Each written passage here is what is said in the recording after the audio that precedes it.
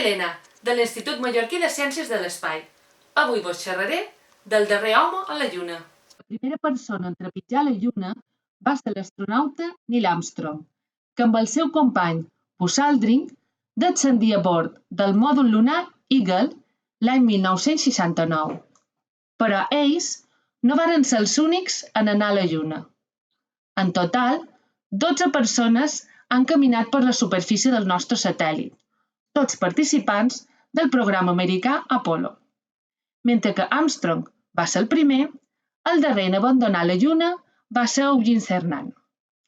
Al maig de 1969 es va quedar a només 13 quilòmetres de la superfície, a l'Apollo 10, una missió d'assaig per a preparar la històrica Apollo 11.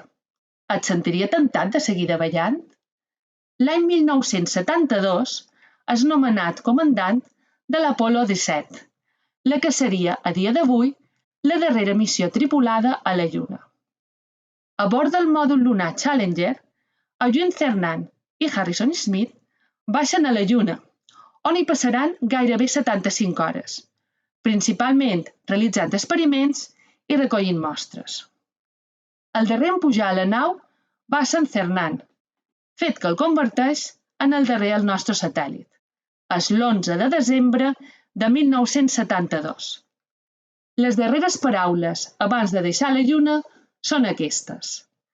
El repte d'avui d'Amèrica ha forjat el destí de l'home de demà. Quan sortim de la Lluna a Taurus Lidrow, marxem com veníem. I si Déu vol, tornarem amb pau i esperança per a tota la humanitat. Bon viatge a la tripulació d'Apollo 17.